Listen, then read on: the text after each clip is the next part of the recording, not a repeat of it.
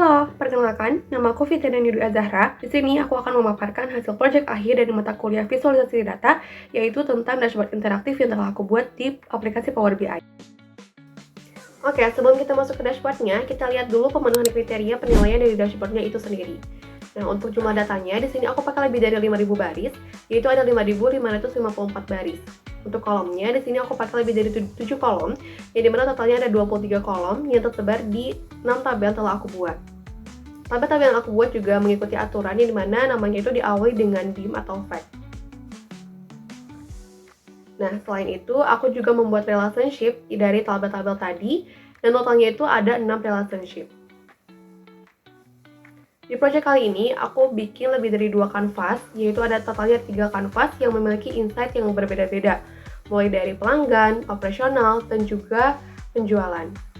Setiap kanvasnya ini memiliki konfigurasi background color, dan juga memiliki lebih dari 4 chart, yaitu ada 5 chart, dan tiap chartnya itu jenisnya berbeda-beda, agar informasi yang diberikan lebih luas dan juga informatif. Selain itu, tiap kanvasnya ini memiliki konfigurasi value, font, dan juga color, dan juga tema yang disesuaikan.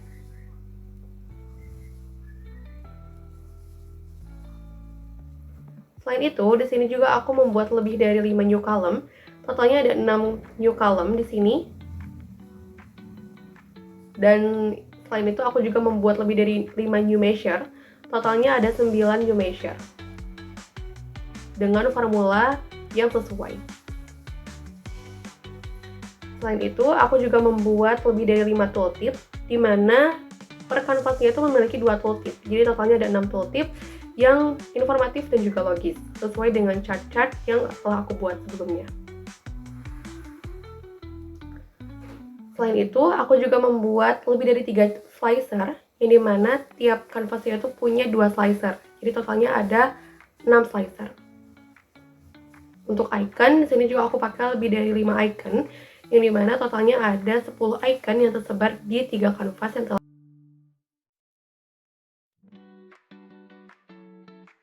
Oke, sekarang kita masuk ke kanvas yang pertama, yaitu dashboard performa penjualan. Nah, dashboard ini fokusnya untuk menampilkan informasi penjualan secara keseluruhan untuk dataset di Global Superstore.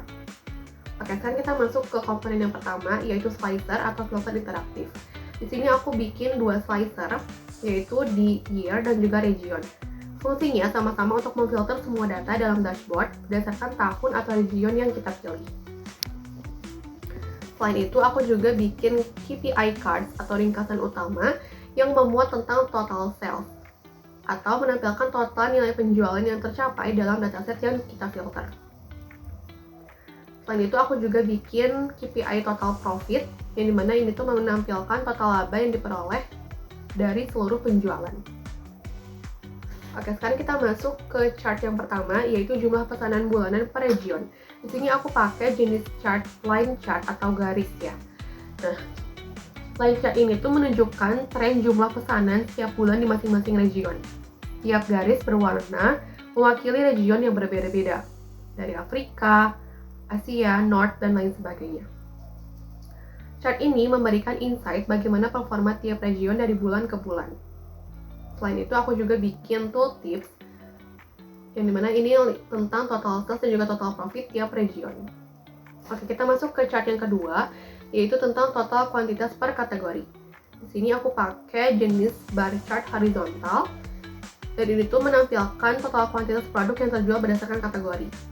Mulai dari teknologi, di sini ada 11 ribuan, ada furniture 10 ribuan, dan office supply sebesar 6 ribuan. Nah, teknologi di sini menjadi kategori dengan jumlah produk terjual tertinggi. Oke, sekarang kita masuk ke chart yang ketiga, yaitu tentang perkembangan biaya per bulan. Di sini aku pakai area chart. Nah, chart ini tuh memvisualisasikan perkembangan biaya pengiriman setiap bulannya, dan terlihat adanya tren kenaikan biaya pengiriman secara signifikan, dimulai dari 35.000 hingga 106.000. Seperti yang kita lihat, di chart ini juga ada fluktuasi biaya di beberapa bulan. Sekarang kita masuk ke chart yang keempat, yaitu tentang proporsi kuantitas produk per shipment. Di sini aku pakai jenis donut chart. Dan chart ini tuh menampilkan proporsi jumlah produk berdasarkan metode pengiriman, mulai dari standard class, second class, first class, dan juga same day. Standard class di sini menjadi metode pengiriman yang paling banyak digunakan. Oke, yang terakhir ada chart tentang total penjualan terjual per kategori yang menggunakan jenis bar chart vertikal. Jadi menampilkan total nilai penjualan per kategori, mulai dari teknologi, furniture, dan juga office supplies. Dan di sini lagi-lagi teknologi menjadi total penjualan yang tertinggi.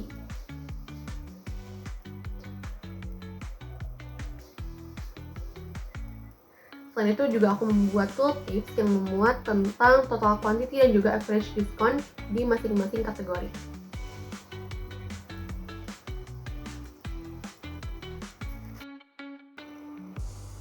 Oke, sekarang kita masuk ke kanvas yang kedua tentang dashboard insight pelanggan. Dashboard ini fokusnya adalah untuk menampilkan informasi tentang profil pelanggan, segmentasi, distribusi wilayah, dan performa pengiriman untuk dataset Global Superstore. Oke, sekarang kita masuk ke komponen pertama tentang slicer atau filter interaktif. Sama seperti kanvas 1, aku juga di sini bikin dua slicer, yaitu tentang segmen dan juga jenis pasar. Fungsinya adalah sama-sama untuk memfilter seluruh data dalam dashboard berdasarkan segmentasi dan juga jenis pasar.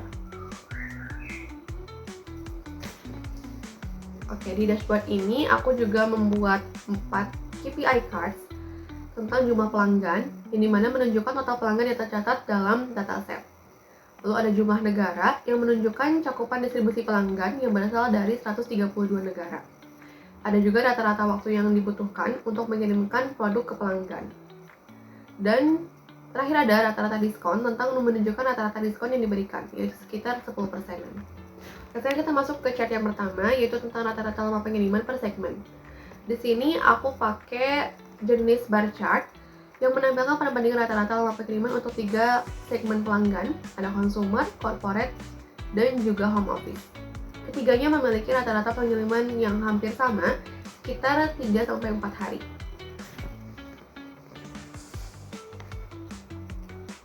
Oke, sekarang kita masuk ke chart yang kedua tentang rata-rata diskon per region. Di sini aku pakai jenis bar chart horizontal, dan chart ini tuh menampilkan rata-rata diskon yang diberikan di setiap region. Seperti yang kita lihat bahwa yang paling besar itu Southeast Asia sebesar 12,2%, dan yang paling kecil tuh ada di Kanada sebesar 0,003%.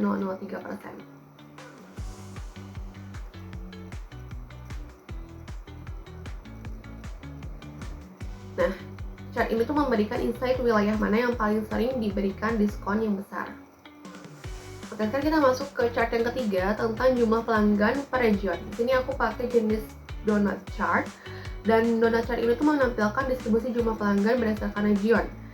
Dan yang bisa kita lihat bahwa region dengan jumlah pelanggan terbanyak itu ada di Central, disusul dengan South dan North. Lalu yang paling rendah itu ada di negara Kanada dan juga Caribbean. Oke, sekarang kita masuk ke chart yang keempat tentang total profit per segmen pelanggan. Di sini aku pakai 3 map chart, dan chart ini tuh menampilkan total profit berdasarkan segmen pelanggan.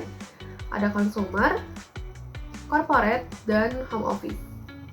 Di sini consumer itu profitnya terbesar, corporate menengah, dan home office itu paling kecil. Ini membantu mengetahui mana segmen yang paling menguntungkan. Dan juga aku pakai tooltips yang melihat total sales, total profit, dan juga rata-rata diskon yang diberikan. Oke, sekarang kita masuk ke chart yang terakhir, yaitu total kuantitas per jenis pasar. Di sini aku pakai jenis pie chart, dan itu menampilkan perbandingan total kuantitas produk yang terjual berdasarkan jenis pasar. Ada pasar umum dan ada pasar khusus, dan keduanya itu menunjukkan bahwa distribusi produk cukup seimbang antara pasar umum dan juga pasar khusus. Selain itu aku juga membuat tooltips di sini untuk melihat jumlah pesanan dan juga total profit yang didapat dari jenis pasar. Oke, sekarang kita masuk ke kanvas yang terakhir atau kanvas ketiga tentang dashboard operasional dan pengiriman.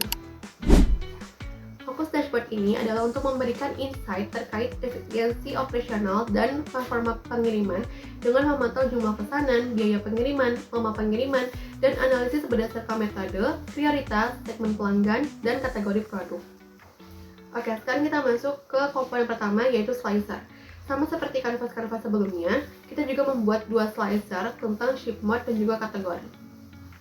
Fungsinya adalah sama-sama untuk memungkinkan pengguna untuk memfilter data berdasarkan metode pengiriman atau kategori produk yang dipilih.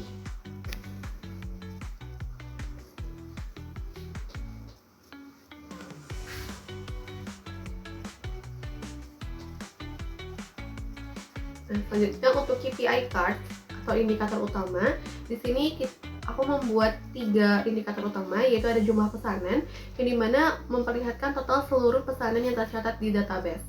Lalu juga ada total biaya pengiriman, yaitu total keseluruhan biaya yang dikeluarkan untuk pengiriman. Dan ada juga jumlah sebesar lama pengiriman, yaitu sebanyak 19.000 satuan waktu untuk total akumulasi lama waktu pengiriman untuk seluruh pesanan. Oke, sekarang kita masuk ke chart yang pertama, yaitu tentang tren total biaya pengiriman tahunan.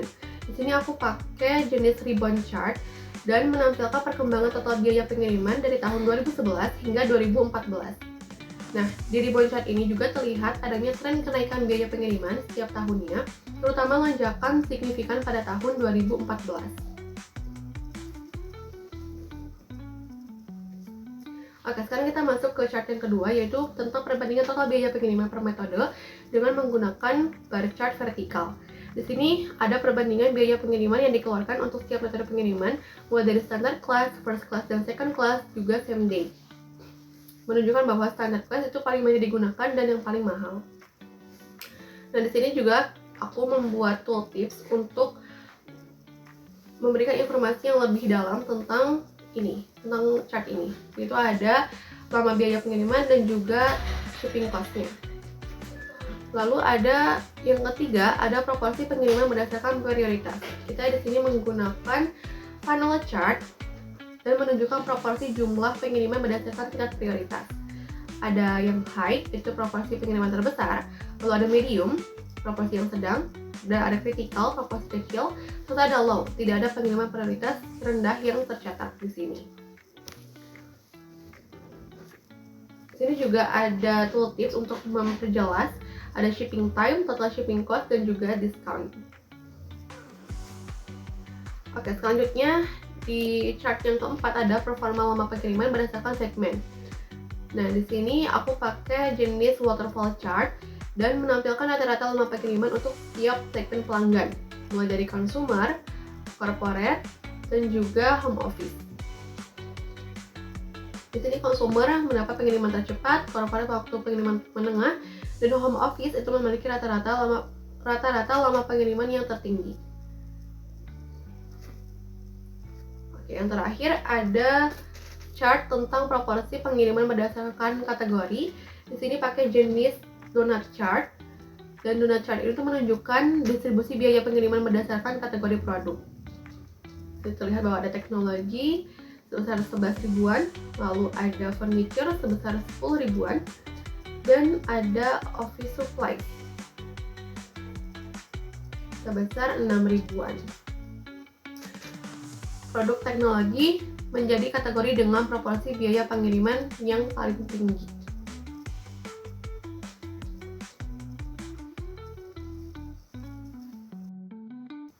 Baik, mungkin sekian pemaparan presentasi dari saya. Terima kasih atas perhatiannya. Sampai jumpa.